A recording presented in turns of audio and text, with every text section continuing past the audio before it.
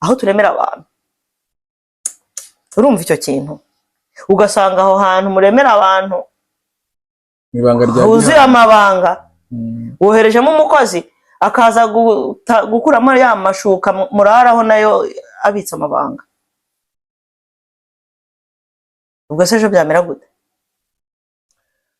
Chantal, aho imiryango buri munsi igenda isenyuka abantu babireba, ukibaza uti nirihe banga ryo kubaka urugo rishobora gutuma ushobora kugira urugo ruhamye ku buryo urugo rwawe ruba ari urugo rutajegajega cyangwa se rutamenerwamo.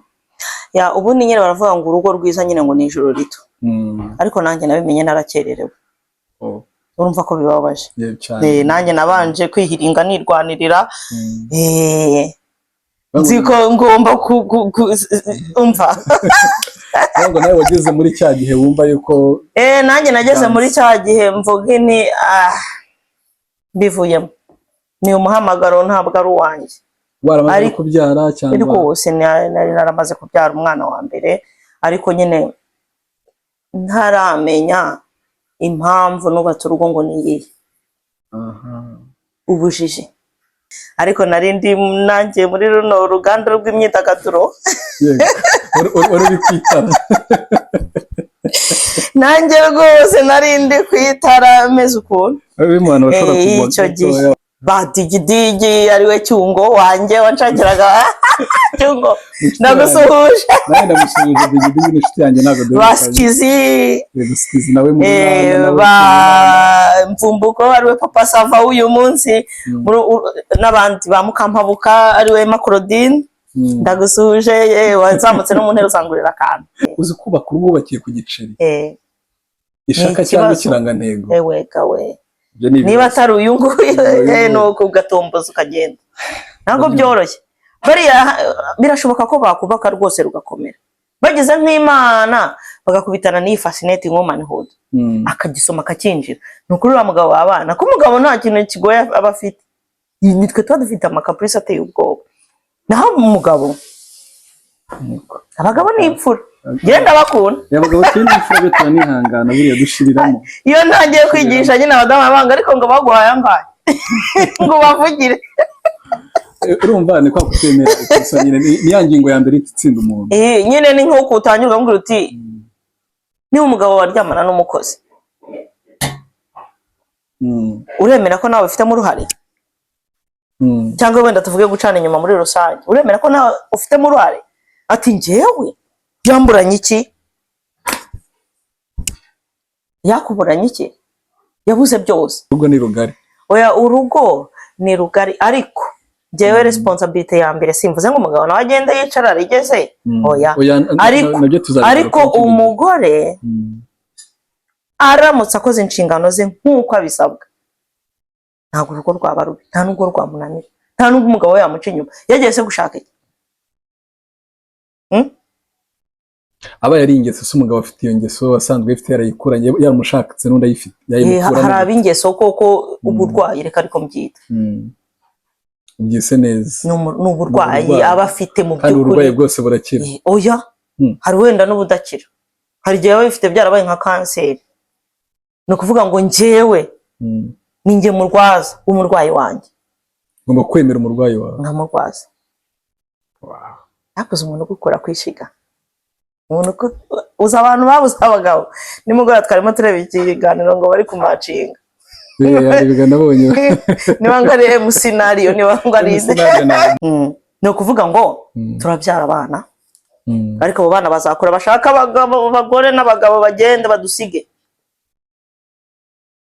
Usanga rero benshi bakimara kubyara bihinduye isura, ugasanga keya yose ni ku mwana, umugabo yanagera aho ntibamenye ko yanaje. Kandi uri kubyarira abandi, uri kubyara bazagusiga mu rugo bakagusigira wa muntu uri kwima umwanya kandi nawe uzakena ko arya azaguha umwanya mu myaka. Mwarimu wanjye nyine Liliane yarambwiye ati nta gihe inyungu izigera iruta igishoro.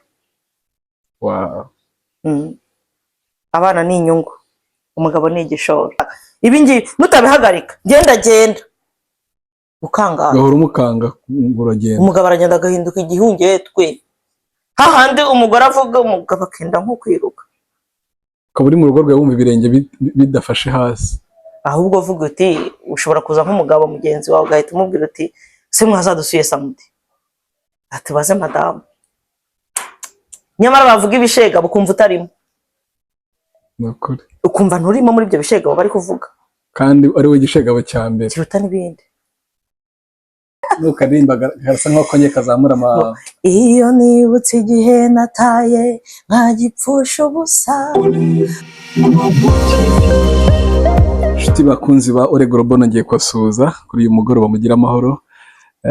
Ni Yves nk'ibisanzwe rero, uyu mugoroba ngira ngo murabona yuko nanone twagiye tuva mu bwiza tujya mu bundi bwiza. Kuri screen za televiziyo yacu cyangwa se za kamera zacu muri kubona ko hari umuntu hicaye, kandi tugiye kuba turi kuganira ibintu byiza by'ingenzi abantu benshi cyane muzo kwa muri bukunde. Meze neza cyane rwose. Ngisanzwe marameze neza ngeyo. Ye numva nakomeza nkisomera karahure kandi imbere. Ahubwo score rwose rwose mbere ko twibwira abantu murabona ko rero ngiye banambaye n'akantu budaje nyine nahageze. Nyarwanda bango ni umutsama karengetse. Ntabwo twashakiye mu mazi. Yego umurdo mo yata bra adobo adodo bro ta meze neza cyane rwose. Rero muri kumwe ko dutangiye n'ururimi rwacu, iyo turi muri Sweden nyine uko twatwimereye nyine, uretse ngewe wenda waba ukirimo kuzanzana byande byo kubeshya, ariko ndi kwe n'umuntu rwose w'umusembi wawuzi ahangaha, ariko unavuga ikinyarwanda. Oya, ndi umunyarwandakazi. Umunyarwandakazi. Rero nguhaye ikaze. Murakoze cyane. Nguhaye ikaze abantu badukurikira kuri Ore Global TV, ubona utari bamaze kukureba, abakuza bamaze kukumenya. Abatakuzi nabo rero ni ngombwa ko wabibwira kugira ngo bamenye ngo ninde turi kumwe, ninde tugiye kuba tuganira, kugira ngo tuganire bakuze. Nitwa Marie Chantal Urakagira Imana. Nkaba ndi umubyeyi, mama w'abana babiri, n'umugabo umwe. Yego. Ntabwo ari abagabo benshi. Hajye bijyana bagira babiri. Cyangwa barenzeho nyine. Bazamba bari. Ubwo se ibyo ntibihagije ra, ariko nkaba ndi umunyarwanda, nkaba ntuye ubu ngubu hano muri Sweden, Stockholm, Uppland Väsby. Yego. Niho mbarizwa ubu ngubu, nkaba ndi umwarimukazi nk'uko n'ubundi narabitangiriye mu Rwanda, ngiye nize muri Kiye. Yego. Kera ariko narangije 2008. Ubwo nakomeje nyine kariyeri yanjye yo kwigisha. Hano urigisha? Ndigisha. Ugisha he? Primaire, secondaire, kaminuza? Nigisha muri primaire. Nigisha muri primaire yahangaha muri Sweden. Ntabwo biba byoroshye kugira ngo diplome yawe bayivalide bagusubize kuri niveau nk'iyo wari uriho iwacu muri Afurika. Ariko ni byiza kuba wirimo kwigisha abana b'abazungu se, kugira ngo byo ubwabyo ntabwo ari ikintu gikomeye. Ubwo no kuvuga ngo ibintu byose nize nk'imyaka 4 hariya muri KI, nageze hano nyine babihwanya na credit 90 gusa. Ubwo rero ndongera nsubira kuri university hano muri Sweden nyine ni nkora andi manota 120 cyangwa se credit 120, kuko kugira ngo ubone bachelor's degree hano nyine ugomba kuba warakoze credit 210. Nuko rero mwarimu wacu rero ubwo turanezerewe. Anyway rero abari kudukurikira mwebwe, ndagira ngo wenda banayibona ahantu turi ahantu hasa neza, ahantu hameze neza, nubwo wenda migeze mfata video ngo mbereke hose hasi no hejuru, ariko ahangaha turi mu rugo rwe, twamusoye, twageze mu rugo rwe, mwabonye ko banyakiriye neza, ameze neza rwose, nananezerewe. Ni urugo rwiza rwose. Amena. Nakunze uburyo famille yawe yanyakiriye, batubwiye ngo ufite umugabo umwe, rwose nge ntago nabura icyo muvuga, ariko nishimye twabaye inshuti, navuze ni icyakoze ahangaha nanjye ndanezerewe, nanjye akwiye kuba inshuti yanjye. Abantu natwe tukiri abajene, iyo dufite inshuti z'abantu bakuze, hari ibintu byinshi cyane tubigiraho. Mugomba kutureberaho ko tuba turi inararibonye, mugenda vanga navomye, naje ku isoko. Ikindi rero nk'uko nababwiye, hano nimwumva abana batambuka, nimwumva se abana hari ikintu bakomye, mu ngo turi mu rugo, n'amasafuriya n'amadongo byose turi bubyese. Ibyo rwose ntacyo bitwaye, bisanzwe turi mu rugo, nabo kaje kubabangamira. Ore Global TV rero iranezere kuri uyu mugoroba.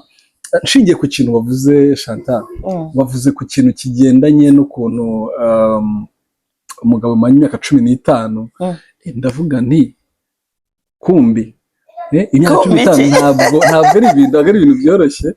Ntekereza ku bintu nashakaga ikiganiro nshaka kuzakora, ariko ndavuga ahubwo reka byo tuza kuganiraho kubera yuko ndabifite ibintu byinshi cyane byo kubwira abanyarwanda abantu cyangwa se n'abarundi batwumva bumva ururimi tuvuga. Ntabwo byoroshye kubaka muri kino gihe. Oya biragoye. Biragoye, noneho ngendeye kuri experience, nawe nagiye mfite experience ntoya itari nini cyane, ariko hari ibyo mbona, hari ibyo mbonesha amaso yanjye, hari ibyo numva, hari ibyo nsoma kuko turasoma.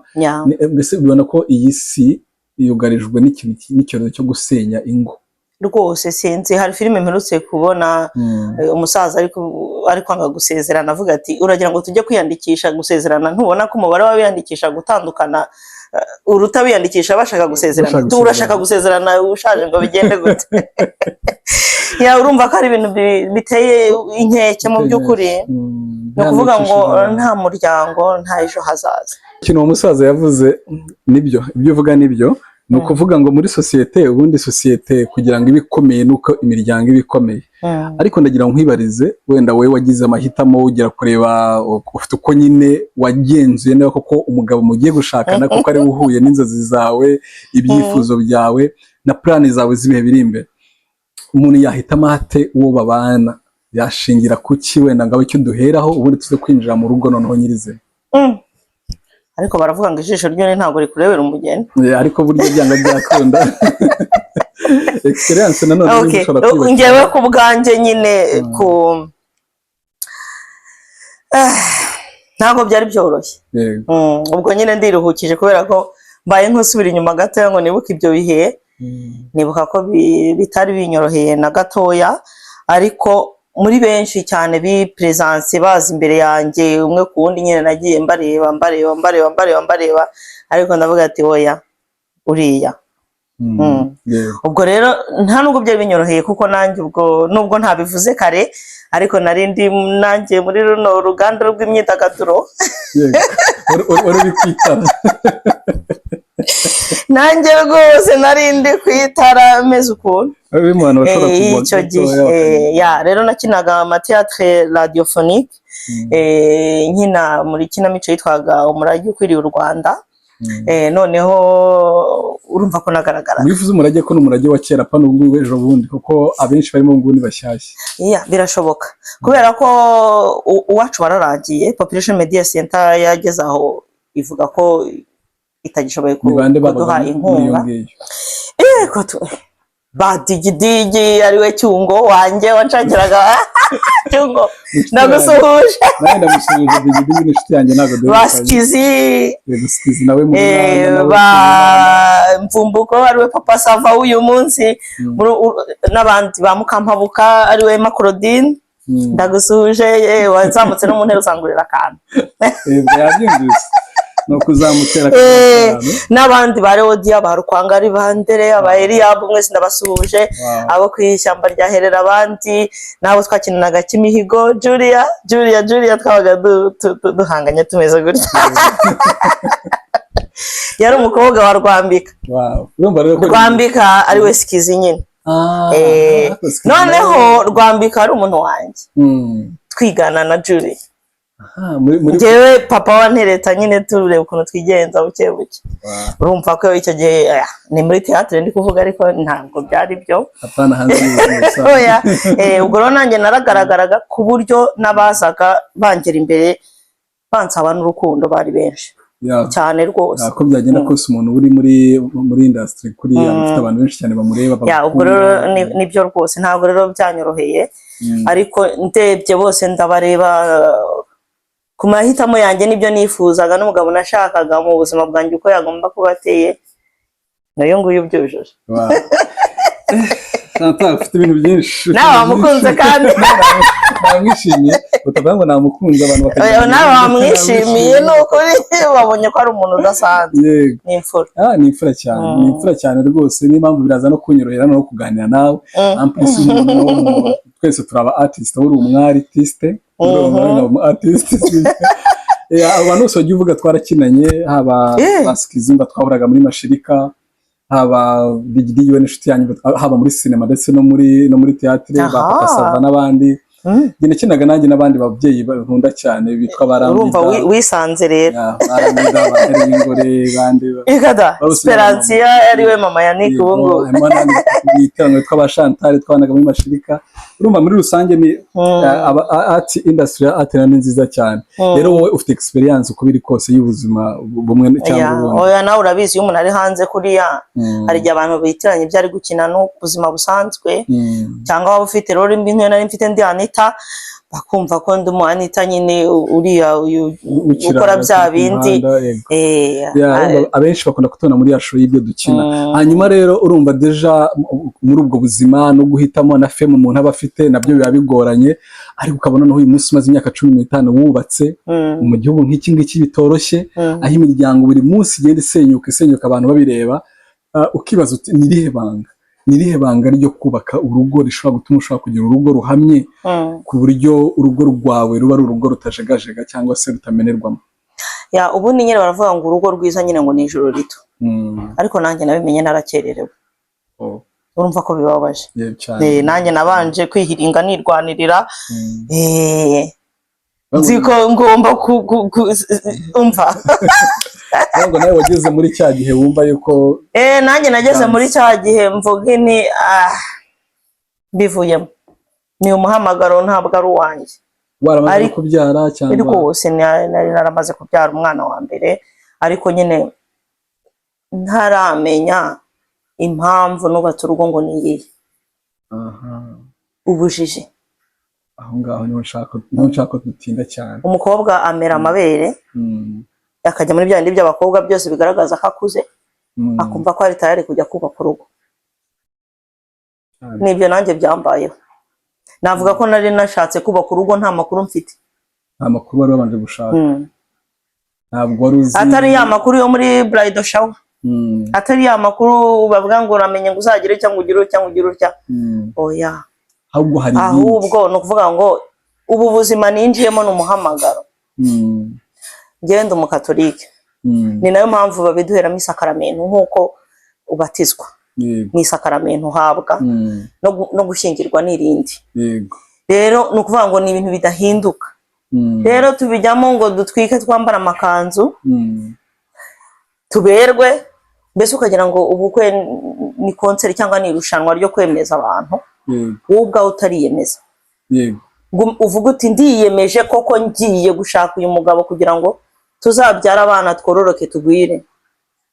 Ugasanga ahubwo uhimbajwe n'amakanzu, amamodoka muzagendamo, ibintu nk'ibyo. Wamara kugera mu rugo rero hakabaho ikibazo cyo kugira gute, cyo kudasobanukirwa icyo umugore ashinzwe mu rugo, icyo umugabo ari cyo. Hakabaho kubahukana, ya maso wamureberaga mukemera byose agafunga, ariko ariko mvuga noneho ugasigara ubona ibibi gusa. Ni byiza yakoze ye kera, cyangwa se no kuba yaratumye uba mama, ukitwa mama, ukonsa ugaheka, nabyo ukibagirwa ko byabaye. Wabona umutware wawe ageze mu rugo ugasanga nkaho hinjiye si igiki, ukamureba nk'ikintu bihaze. Nangwa nacyo. Aho ngaho rero no kuvuga ngo urugo ruba rugeze mu marembera. Kandi aho ngaho ni hahandi buri kantu kose kitwa ikosa rwose. Yakurebye akurebye nabi, yibeshya ajya muri toilette nta flashinge, niba atamanuye amazi ubwo ni ikosa. Na brosa amenyo agakorogate kagatarukira muri miruwari, iryo ni ikosa rya rutura murara mwicaye mu bipfa. Muri douche nusanga yuza amazi akaba atakoropye ngo humuke, ntabwo yarota. Ibyo ni ibibazo. Ubwo rero ugasanga urugo aho kugira ngo rube hahandi umuntu agirira ibyishimo, hahandi umuntu aruhukira, ahubwo habaye impamvu y'intambara za hato na hato kandi zidafite impamvu. Ubwo rero no kuvuga ngo cyagiye mwateretanaga wa mukunzi wawe wamurebanaga y'amaso yuzuye urukundo, yuzuye impuhwe, ku buryo naho bakubwira bati reka uriya muhungu, reka uriya mukobwa, ukabavuga uti reka, aho kugira ngo mureke nanapfa. Nuko icyo gihe uvuga ngo icyo gihe waramukundaga koko. none byarashize. Ikiba rero habaho icyuko urukundo rugira gutya rugakonja, ni ukuzima hano rugakonja rukazimata, hahandi umugore asigara nawe ameze nk'iki umunetsi aneka wanyuze he, ninde watwaye imodoka, kuki imodoka iri guhumuramo pafe ntazi, kubera iki ninde uguhamagaye, iyo message ni yande, kubera iki uri umupira, ibintu byose bikaba ibibazo, kubera iki mama wawe yaje kuba hano, ibintu byose bikaba ibibazo, ibyo wamusanze akunda byose ukaba wumva ugomba kubimucaho, ukamuca ku bavandimwe be, ndavuga umugore siritu ko nirwo ruhande ngewe nzi, no ku bagabo nanjye kankongereye naho haraho bigenda bityo, harano bigenda ubwo rero ugasanga kuri uko kumuca kuri mama we nagaruka hano, yego azasigara hano ngenzi uvuge, ugasanga umugabo agiye muri dilema, yavuga ati ndasigarana nde, urashaka ko umugabo akabaho nk'agati kari mu nyanja. Ibyo ndi kubivuga ku bwa benshi, abagore benshi bagwa muri iryo kosa no kutamenya n'ubujiji. Njyewe ubwo bujiji narabugize, wenda atari nk'urwo rugero ntanze, ariko nari nzi ko iyo umuntu nyine ashatse aba agomba no kwihagararaho, niko nabikekaga. Nkari ku mazi yayo. None Chantal, reka wenda tutararenga aho hantu kamubari, aho hantu iyo bigeze kuri iyo level gutera akabariro biba bigishoboka? Aho se kugiye kunjyana kure? Oya nibyo ndagira nsubize icyo kintu, kubera yuko mise mbyibazaho, niho gucana inyuma biva, kandi nanone impamvu muri iki kibazo ni ko turigana nk'abantu bakuru, kandi turi kureba kuko ikibazo nyirizina, iyo abantu bageze kuri urwo rwego usanga na gahunda yindi hariya y'inyuma, ariko iriya ntabwo ishoboka. Niyo ni ukuvuga ngo niyo yanashoboka ni nko kurya ibiryo byo muri puberi. Nicyo ngiye kuvuga, kubera ko nta mutwe umuntu aba yaramaze kugira gute, yaramaze kugena, kandi ira ni gahunda ibera bundi mbere na rwose mu mutwe. Ibyo uvuze ni ukuri, nubwo wavuze ngo uracyari mutoya, ariko ndumva nawe ntabwo ndi muto, nanjye ndakuze, buriya experience ni kuvuga ni ukuvuga ngo iyo urugo rutangiye kubiha cyangwa se rugeze kuri iriya nivo, n'ubwo ibintu byose biba bishoboka. Ni ukuvuga ngo kujya gukora bya bindi byuvuze, nubwo wenda hari igihe cy'ikiganiro kizarebwa n'abana bataragira ibintu byo kubaka urugo, ni ukuvuga ngo niba umuntu yinjira ukabihirwa ukamusharirirwa gutya, se urumva ni ikibazo. Ariko harimo abantu baba muri ubwo buzima kandi bakabubyariramo umwana umwe, babiri, batatu, bane, ukibaza. Ibaze nawe, ibaze uwo mwana wasamwe muri iyo mood, ejo azaba u Rwanda rw'ejo rumeze rute? Kandi ibyo dukora byose byaba bigaragara cyangwa bitagaragara, ngo hari ukuntu byafekita umwana uko byagenda kose, ku buryo bumwe cyangwa ubundi, kubera ko amarangamutima tuba dufite niyo umwana agenda agakurana. Uko mu rugo haba hameze, morali bihari, mood bihari, niyo wa mwana nawe azagira mu rugo rwe rw'ejo hazaza. Ni ukuvuga ngo ukavuga ngo uzamwubakira, ngo ushaka umwana wawe nawe azubaka, ukumva rwose ntabwo umwana wawe yakubaka birenze uko weho wubatse, kuko uko uba umeze mu rugo, ni ukuvuga ngo uri icyitegererezo cye. Hano baravuga nyine ngo uri forebuild y'uwo mwana wawe, ni ukuvuga ngo uburyo umwana yabayemo nibwo nawe urugo rw'ejo rumera, cyangwa se ugasanga ibyo kwirirwa ashaka avuga ati sinabivamo ndabyihoreye. Urabibona nka hano muri Swede, abantu baragenda bagabanuka. Ndabibona hano birababaje, abantu bagenda bagabanuka kubera ko abantu benshi bafata umwanzuro wo kudashaka cyangwa bakishakira aho bahuje ibitsina, kubera ko babonye ko na ba papa babo na mama babo batigeze babana iminsi 3. No ku ishuri iwacu tuba dufite abana badeprimiye kubera itandukana rya hato na hato ry'ababyeyi babo. Ubwo ugasanga uyu munsi hatandukanye, abayo hatandukanye, ugasanga aho kugira ngo dukore na ka kazi kacu nk'uko bikwiye, noneho twaba dufite umukiratori yego ufasha abo bana nyine bafite kubafasha kujya ku murongo no kugira gute, ariko natwe turabona ko mu ishuri umwana yigunze yahindutse abandi. Ubwo rero ugasanga ikibyihishe inyuma ni igiki, ni kabutane. Iki cyumweru ari kwa mama we, ukabona aje yabihiwe, yaba yagiye kwa papa we, ukabona aje yabihiwe, ejo yajya kwa papa we, ugasanga wenda yishimye. Muri make nuvuga ngo icyumweru kimwe kwa papa, ikindi kwa mama, ikindi hehe, umwana kurira muri dilema biramucanga, ugasanga umwana byaramurenze. Rega nibyo, nta nutanga icyo adafite. Urumva nk'uwo mwana ntiwamurenga, ubivuze neza, nta utanga icyo adafite. None se uwo mwana nawe ubwo niba ntacyo ufite cyo kumuha, muri rusange azaba ndejo hazaza. Ikintu kimwe n'ubisama aho hantu, ubundi kubaka urugo ugomba kubanza kumenya impamvu iguteye kujya kubaka, ukabanza ukagira impamvu zawe wiha, ukabanza ukamenya uko urugo ni iki, urugo rugizwe n'iki, urugo rugizwe na bande, urugo ni iki kintu ushobora gusenya urugo, umwanzi w'urugo ni iki. Iyo umaze kumenya ibyo ngibyo wagenda ukubaka kandi ukubaka urugo ruzima. Noneho abantu benshi bari bagendana ya marangamutima yabo, barebye ko umuntu muri icyo gihe muri kumwe mu myaka yanyu y'ubujene, muraryoshya, muraganira kuva biraryoshye, ukareba ibyo ngibyo none ibindi ntubirebe. Noneho iyo umaze kugera mu rugo ibyo ngibyo bigashira, usigara noneho utangiye kureba ibindi utari wararebye cya gihe, kuko ibyari bihari ntukibibona, ni bimwe, noneho hakaza ibindi wowe ubona nk'aho bibaye nk'ari bishyashya. Ariko iyo wanje kubiganira ukabirebaho, ukabitekereza, ukisuzuma, ukamenya niba uzabibamo, ntekereza yuko aribwo wubaka urugo ruzima. Niko bimeze. Ariko 99% njyewe ndavuga ku ruhande rw'abagore, vraiment njyewe umugabo uko namubonye, umugabo aho ava akagera, yaba umuzungu cyangwa umwirabura, cyangwa akaba umushinwa cyangwa umuhindi, bose baremye kimwe, hano hejuru habo hameze kimwe. Icyo nshingiraho kandi gikomeye cyane, cyanamfashije ngiye ku giti cyanjye, niko iyo umugabo wamubereye umugore koko yaje gushakamo, ukamubera impamvu yo kwishima, kuko nibyo yaje kwifuzaho, atari ukwishima ngo ni bya bindi byo kubaka urugo bimwe twavugaga, kuko kiriya ntabwo ari ikintu kiza mbere mu rugo. Nk'uko umugabo uba wamuhaye agaciro, akumva ko ari umugabo mu rugo rwe koko. Umugore rero afashe iya mbere, akaba umugore mu rugo, akagira ikinyabupfura kubaha, nk'uko tubisezerana. Niyo tubisezerana buriya barabitubwira, nuko tuba tutabyitayeho tukabivuga twihuta ngo tujye kwifotoza, ariko barabivuga, baravuga bati mugore wemeye ko uzamwubaha. Buriya kubaha ku bagore biratugora, n'umugabo akavuga ati ko uzamukunda yaba muzima cyangwa arwaye.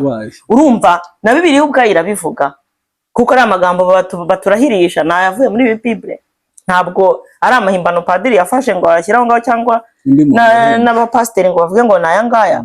Ko umugore amubaza kubaha kuko bazi ko bituvuna, n'umugabo akamubaza gukunda niba koko azamukunda yaba muzima cyangwa arwaye, n'undi kazamwubaha kugera gupfa. Ni amagambo magufi ariko ahetse ibintu byinshi cyane. Ko kubaha ku mugore ni ikintu kigoye cyane cyane iyo amaze kugera mu rugo avuga ati ubu ndamufite, akumva ko urugamba nyine ubwo yarushoje, kuko yamaze kumukura muri bya bigashanye bindi byamushakaga, ati ubu ngubu n'uwanjye twarasinye. Ubwo rero umugabo utubashywe ntashobora gukunda umugore. Iyo rero wiyoroheje gato ukamwubaha, akumenaho urukundo, ukavuga uti ngaho buriya si ibi byose nabyimiye iki kuva kera hose, ibyo ndi kukubwira si inkuru mbarirano, njyewe byambayeho. Naje gutabarwa rero n'abadamu, ndabasuhuje. Nizere ko bazareba kino kiganiro cyawe. Hari Dr. Liliane na mwarimu Sumaya na Nasira, ndabasuhuje cyane, baba mu Rwanda. Yego. Ubwo rero bamfashije kwiga igitabo bita Fascinating Womanhood, kibumbiyemo amabanga 10 yo kugira ngo ukangure urukundo rwakonje, ndetse no kugira ngo ugire urugo rwawe ijuru rito. Naho nazukiye. Aho ni wazukiye. Umuzuko wawe urabonetse. Nuko nazutse mbambaye njyewe, none urabona ko nta kintu mbaye. Ashima Imana kabisa ko byagenze neza. Niba urugo ndi kubona rwaravuye aho hantu, uwo muzuko twawubwira. Umva rwavuye ku manga. Uwo muzuko twawamamaza. Twari rumanitse, ariko rumanitswe nande? Nanjye kubera ubujiji nari mfite, ko ntabwo nari nzi impamvu. Umaze gusohoka muri ubwo buzima, umaze gufata iryo somo mbere ko twinjira mu byo igitabo byagufashije, wumvisha ubaye ute muri wowe, byagenze bite? Nagize isoni. Wagize isoni mu rugo rwawe? Naramwaye. Bya bindi bita kumwara, naramwaye. Usanga amakosa yose nayawe. Yesu we, Mana yanjye, umva naramwaye rwose, aje avuye ku kazi by'isoni. Urumva nari naragiye mbikweba, nkanga kwiga, ko bafite amashuri barigisha nyine amaklasi yagenda arangira.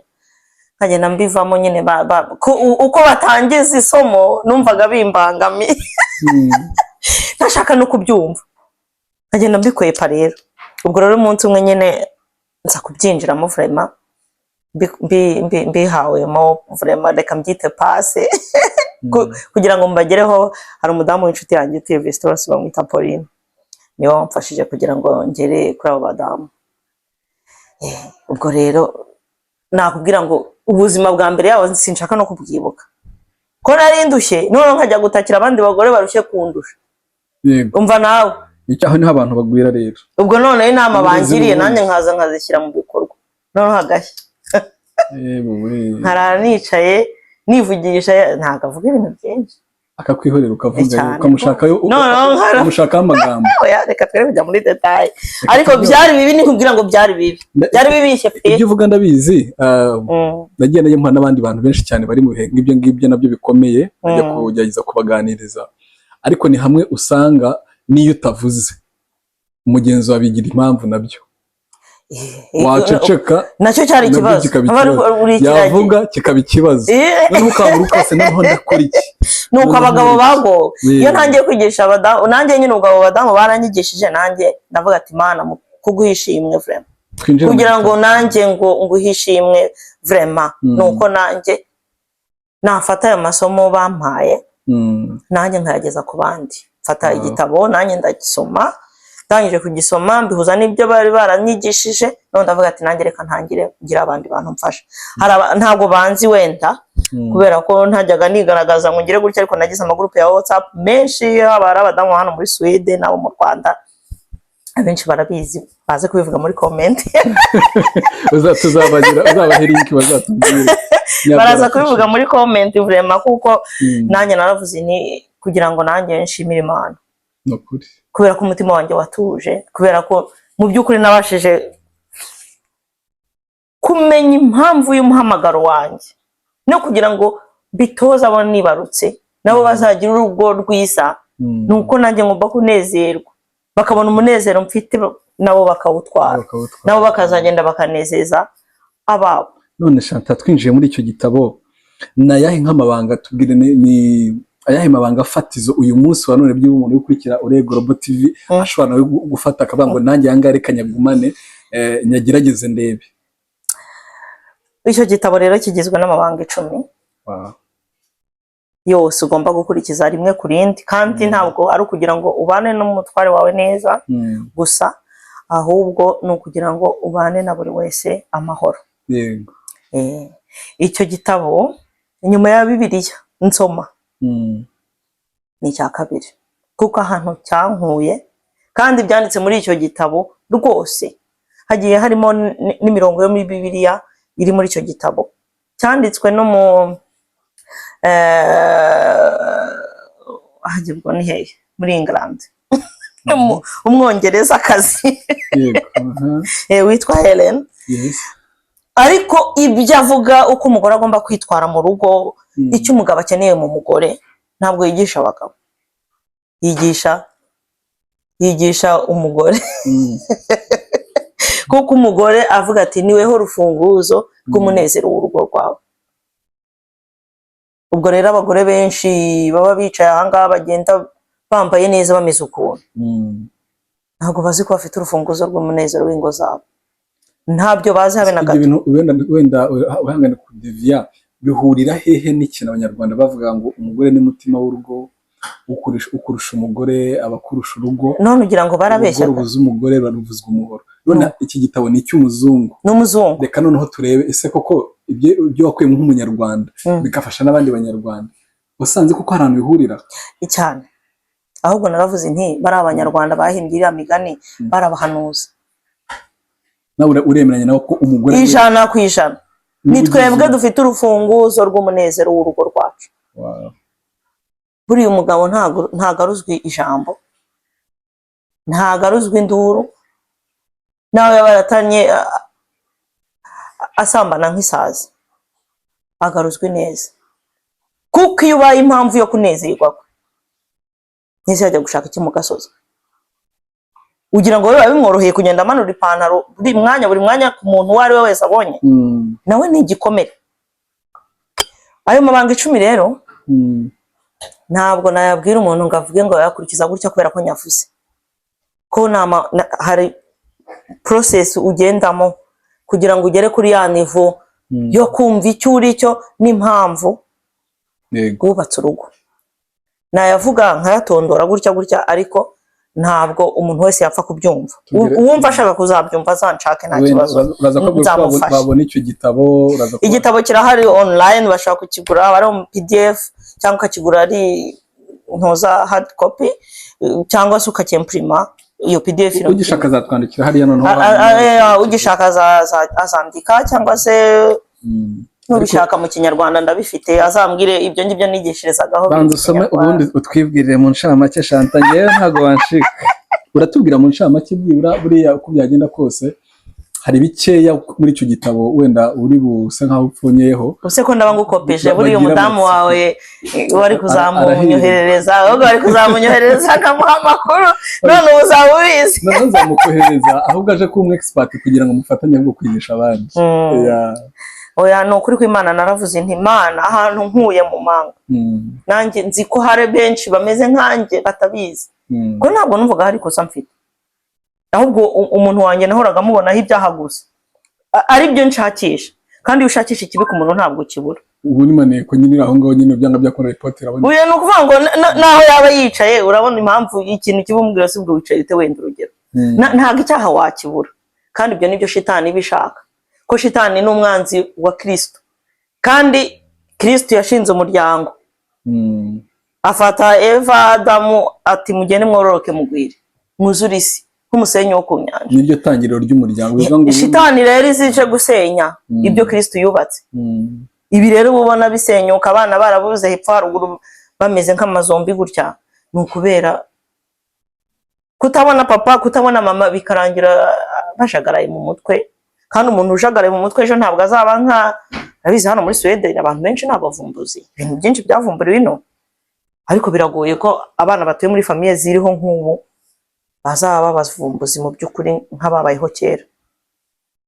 Rero icyo navuga kandi gikomeye ni uko umugore agomba kumenya ko niba mu rugo iwe harimo induru, niba harimo gucana inyuma, amenye ko ari we nyirabayazana. Abo badamu banyigishije ndabasuje ndabakunda pe cyane. Bamaze kunyumvisha imbaraga nifitemo nk'umugore n'ukuntu nshoboye kugira ngo urugo rwanjye ruhagarare neza kandi rwemye, ruba impamvu yuko abantu bose basa barugana bishimye. Noneho umugabo wanjye bwa mbere na mbere ku buryo ava ku kazi yagera mu rugo akumva ko ageze mu rugo. Icyo kintu cyaranshenguye, nibwo navuze nti kera kose narindiye. Nibwo hari indirimbo najyaga ndirimba icyo gihe mvuga nti iyo nibutse igihe nataye nkagipfusha ubusa. Waririmbaga cyangwa wajyaga wumva? Uya nayiririmbaga icyo gihe nyine nkimara gukizwa. Reka mbyite gukizwa. Kuririmbeho gatoya Chantal. Konye kazamura iyo nibutse igihe nataye nkagipfusha ubusa, mpabwa imbaraga zo kugukorera ngukorere. Nuko ubwo iyo nabyibukaga n'abamana, ubu rero izi mbaraga ngomba kuzikoresha nanjye nigisha abandi badamu. Ayo mabanga rero 10 hari 3 abanza y'ingenzi. Irya mbere ngo kwemera umuntu wawe, umugabo wawe uko ari, utateganya kumuhindura ko n'umuntu. Abenshi rero usanga abagore benshi ikintu cya mbere gita kibakubita niryo banga rya mbere. Kwagera mu rugo yarangiza kuvuga ngo ngo sinarinzi ngo kunywa inzoga, sinarinzi kukunda imipira, sinarinzi kugira gute. Ugomba kubivaho ugatangira intambara yo guhindura umugabo wawe. Iyo ngiyo na Yesu azarinda garuka utarayitsinda. Yego. Sinshaka ibi ukamuha risiti. Nyamara ukirengagiza ko nawe hari ibyo ufite yirengagije kugira bari wahitamo bibi, ko nawe yabyirengagije kugira afate wowe. Ukumva uri umumarayika ahubwo ukaba ugenda utanga amategeko. Iki ngiki singishaka, iki singishaka. Ibi ngibi nutabihagarika genda ukangara gahora umukanga ngo uragenda. umugabo aragenda agahinduka igihungetwe urakizi icyatsi kivuga iwacu mu Ruhengeri gusa. Nanjye ndi umunyarwanda utari muto. Urahungetwa, umugabo aragenda agahungetwa akaba igihungwe.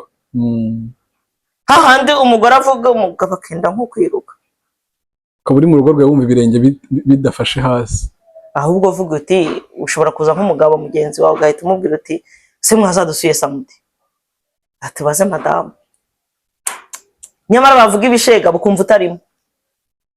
Nakuri. Ukumva nturimo muri ibyo bishega bari kuvuga. Kandi ari we gishegabo cya mbere. Kiruta n'ibindi. Icyo gitabo rero iyo ugitangiye ukagisobanukirwa uhita uvuga uti ni gute ndamujya imbere ko hari imikoro uba ugomba gukora nyine yo gusaba imbabazi, reka bari ko mbyita kuko utabaye wa undi yatekerezaga ko akuzaniye kuba we, ukamusaba imbabazi kandi ukabikora ari commitment kugira kutazongera. Ni ingingo ya mbere ikomeye. Ingingo ya kabiri kavuga iki? Ko ndumva niba ahangaho ari umuntu atangirira niho hantu hambere hagoye, reka bajye banga kujya mu ishuri. Icya kabiri kiravuga ngo numugira umwami azakugira umwamikazi. Wow. Ni ukuvuga ngo turabyara abana ariko abo bana bazakura bashaka abagore n'abagabo bagende badusige. Usanga rero benshi bakimara kubyara bihinduye isura, ugasanga keya yose ni ku mwana, umugabo yanagera aho ntibamenye ko yanaje. Kandi uri kubyarira abandi, uri kubyara bazagusiga mu rugo bakagusigira wa muntu uri kwima umwanya, kandi nawe uzakenera ko igihe azaguha umwanya mu myaka. Mwarimu wanjye nyine Liliane yarambwiye ati nta gihe inyungu izigera iruta igishoro. Wow. Abana ni inyungu, umugabo ni igishoro. Waba washoye ibihumbi 100 ukunguka miliyari, ya miliyari uyikesha ya bihumbi 100. Iki gitabo kutungiye kuzagisoma. Uzagisoma nubwo kitakureba cyane, ahubwo nyine iyo ugize umugore wagisomye bituma amahoro aza. None ayo mahoro aje n'umuntu aratuza, ubona ndahumeka nkumva umwuka uramanuka ukagera aho numva nshaka hose. Kumvura nukuri ko Imana numva ntuje, nta kibazo mfite, ndashima Imana. Wow. Imana ishimwe cyane. Irya gatatu rero mushime unamushimagiza. Wow. Yakoze umuntu gukora kwishiga, umuntu uza abantu babuze abagabo. Nimugora twarimo tureba ikiganiro ngo bari kumacinga. Biga nabonye. Niba ngari mu scenario, niba ngari na fofo bari kumacingisha abantu nyine. Imana yanjye kubipirizo yewe data we nabuze ati Imana cyo kora uhoraho abagenderere byibura bizagira aho bigeze. Ariko buri umuntu uzakagukura iwanyu akaguha izina ukitwa mama, naho wenda utabona nabo bana ariko ukaba uri umuntu wubatse igabigwesha n'icyubahiro. Iyo umuntu uri umuntu n'umubyeyi, iyo umuntu n'umumama bigwesha ko uzi kubaka urugo bakiye ku giceri. Ishaka cyangwa ikirangantego. Gawe niba atari uyu nguyu nuko ugatomboza ukagenda, ntabwo byoroshye. Bariya birashoboka ko bakubaka rwose rugakomera, bagize nk'Imana bagakubitana n'iyi fascinating womanhood akagisoma akakinjira. Nukuri uriya mugabo w'abana ko umugabo nta kintu kigoye aba afite, nitwe tuba dufite amakaprisi ateye ubwoba. Naho umugabo, abagabo ni imfura, genda bakunda abagabo cyane imfura bitwa nihangana buriya dushiriramo. Iyo ntangiye kwigisha nyine abadamu abanga ariko ngo baguhaye ambaye ngo bavugire. Urumva ni kwa kutemera ikosa nyine ni ya ngingo ya mbere itsinda umuntu. Nyine ni nko utanyurwa ngo uti ni umugabo waryamana n'umukozi, uremera ko nawe ufitemo uruhare? Cyangwa wenda tuvuge gucana inyuma muri rusange, uremera ko nawe ufitemo uruhare? Ati njyewe byamburanye iki? Yakuburanye iki? Yabuze byose. Nawe se uwo mukozi niwe uramesera boss imyenda, azinga amabogisa ye, noneho najya no mu rugendo avuga ati bogisa zanjye zirihe, umugore ahamagara mberuna bogisa z'umupapa zirihe, abasasira uburiri ajya gusasagira ate abana banyu, ibintu byose ari we umeze nk'aho ari we nyir'urugo. Muri ayo chapitre rero tuvugamo na za ritari. aritari hari apadiri abahagaze ku rugo rufite nyine amaritari mu rugo hari aritari duhuriraho twese duhuriraho n'abantu dusangiriraho nk'iriya yigize hakaba n'indi aritari ya twebwe aho turemera abantu urumva icyo kintu ugasanga aho hantu muremera abantu huzuye amabanga woherejemo umukozi akaza gukuramo ya mashuka muraraho nayo abitse amabanga ubwo se ejo byamera gute Chantal tubajya kure ndi gutekereza kure cyane none ntabwo byoroshye urugo ni rugari oya urugo ni rugari ariko jewe responsibility ya mbere simvuze ngo umugabo nawe agenda yicara rigeze oya ariko umugore aramutse akoze inshingano ze nk'uko abisabwa ntabwo urugo rwaba rubi nta n'ubwo rwamunanira nta n'ubwo umugabo we yamuca inyuma yagiye se gushaka iki aba yari ingeso se umugabo afite iyo ngeso asanzwe ifite yarayikuranye yaramushakitse n'undi ayifite hari ab'ingeso koko uburwayi reka ariko mbyita ubyise neza ni uburwayi aba afite mu by'ukuri uburwayi bwose burakira oya hari wenda n'ubudakira hari igihe aba bifite byarabaye nka kanseri ni ukuvuga ngo njyewe ni njye murwaza w'umurwayi wanjye ngomba kwemera umurwayi wawe nkamurwaza twigire kuri kane kane ntabwo ndayivugamo barasinde uyivugeho ubwo naba nkirangije nta n'amatsiko baba bagifite yo kuzacyumva ariko kane ni ekonomi amafaranga money umutungo bya bindi bituritsa bigasenya noneho harimo noneho nabubaka ariyo bubakiyeho ibaza ibintu byose baba basimbutse byandi twabanje umuntu akaza kubaka atagetse nawe ibaze nyine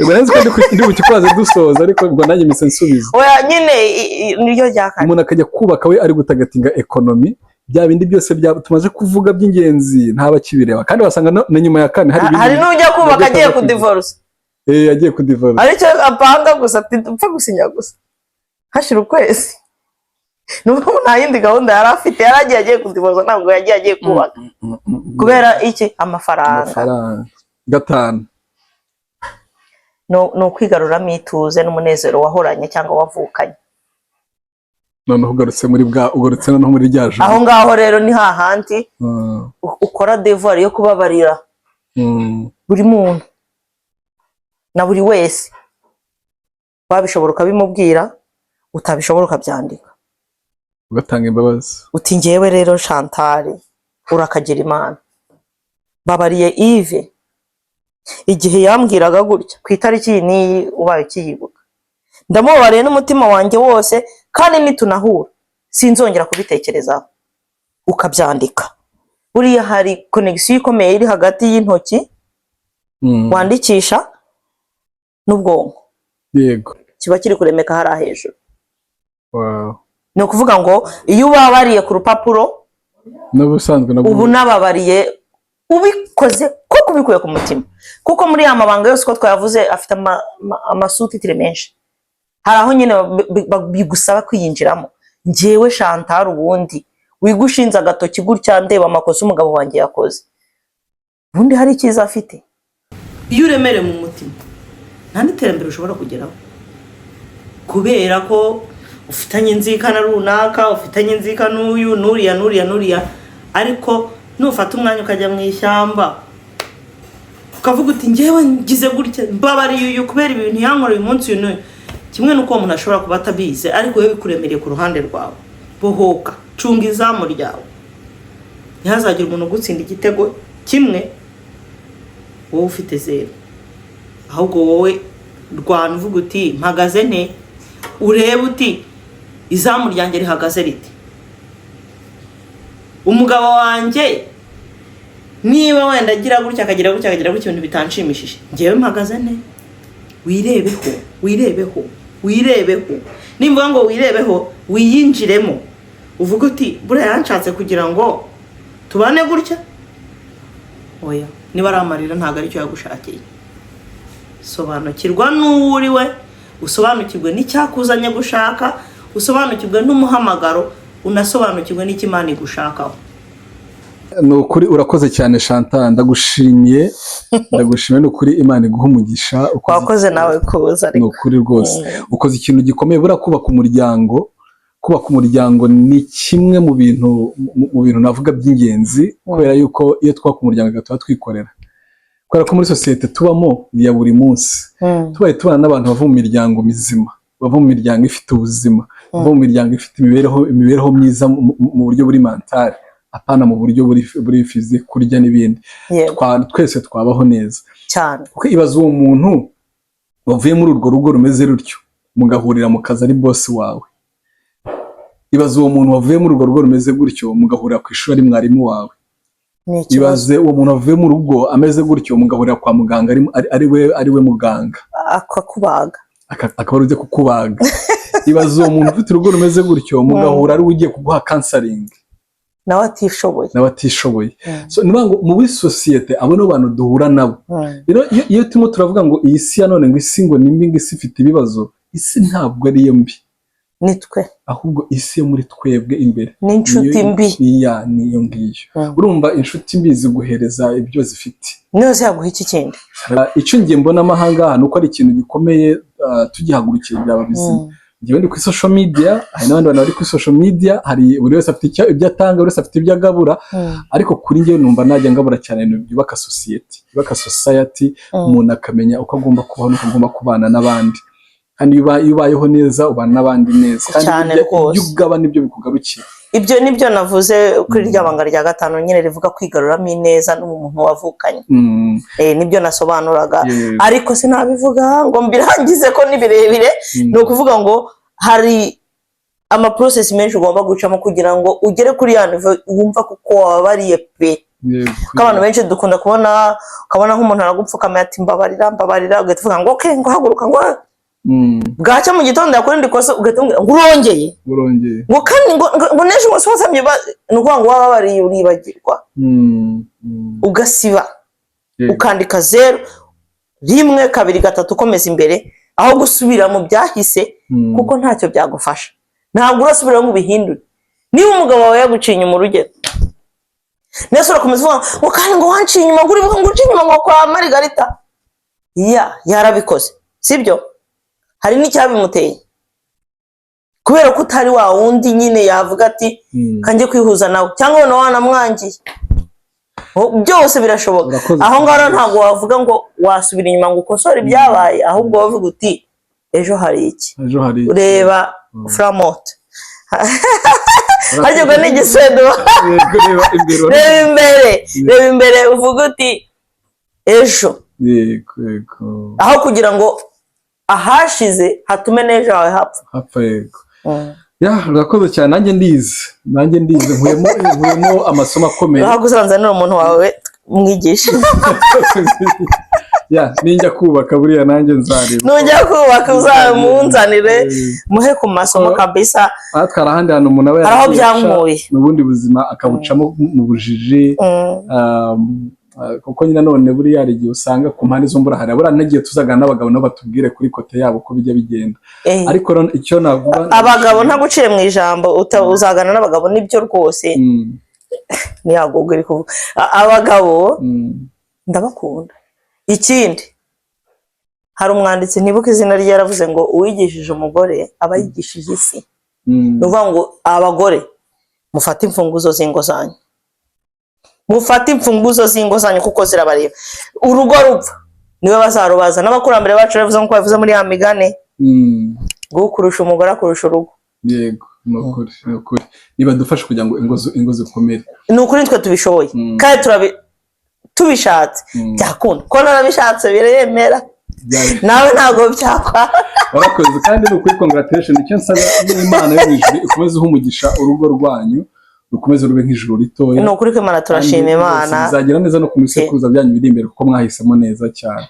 Rero dusoza wenda wagira icyo ubwira abantu. Nzi neza ko nawe hari ibintu ujya wigisha kuri YouTube channel yawe bigendanye n'imirire, abantu ushobora kubabwira nabo nabigize nguvuyemo. Ni byiza ko abantu bamenye no guteka. Okay, ntacyo umpiningira, niko numva bavuga ngo gupininge, sindapiningisha. njyewe mfite aka YouTube channel gatoya kari gukura ariko karakuze da. Mfite abasubscribers barenga 1,100 na. Urumva ko ndimo ndaza. Turi impanga. Nawe se no. Nanjye baracyari bakenda barabenze. Narinzi ko ni bake beza vraiment kandi ndabishima. Ndateka. Buri nyine hari ibintu oya reka nzabivuge mu kiganiro cy'ubutaha nanjye kuko ibintu bijyanye n'ibindi bintu bindi ariko kurya guteka neza cyane. YouTube channel yitwa gute? Nundasaza yitwa M Chas Cuisine. M akadomo cha nka Chantal nyine M Marie Chantal Uredi M Cha Cuisine. Okay. M Chas Cuisine. Yeah, turaza kubireba turaza kwireba n'ushobora gupininga nutabishobora nabwo nta kibazo kongewe uzi impamvu nabikoze ntabwo ngiye kwiyemera ariko nyine abantu bajya baza hano bakambwira ngo byari biryoshye bya hatari tubateka nuko ubwo wa mugabo wanjye kubera ukuntu tuba dusangira ibitekerezo nigera ngo ariko wakoze YouTube channel uko wabitetse uko wakabigize bakajya bahasanga ko barabimbaza basanga narabyibagiwe ahubwo ubutaha uzaze dukore tujye guteka ubutanzaza bwa mugani dufata ikiganiro cyo guteka ndikumwe nawe turebe ariko nibifuza ko nabasobanurira buri banga n'ukuntu bimeze nabyo bazabivuge muri comment niba bishaka kuryo nza tugafata ibanga ukwaryo noneho ariko igikurikiyeho bataratubwira ibyo bifuje uzaze twitekere asante sana ubuzanga icyo ushaka kurya ndagushimiye cyane wone ko mfite n'ibitonore hanze cyane nabonye ibitonore hanze ubura ubifotore nabyo bishyireho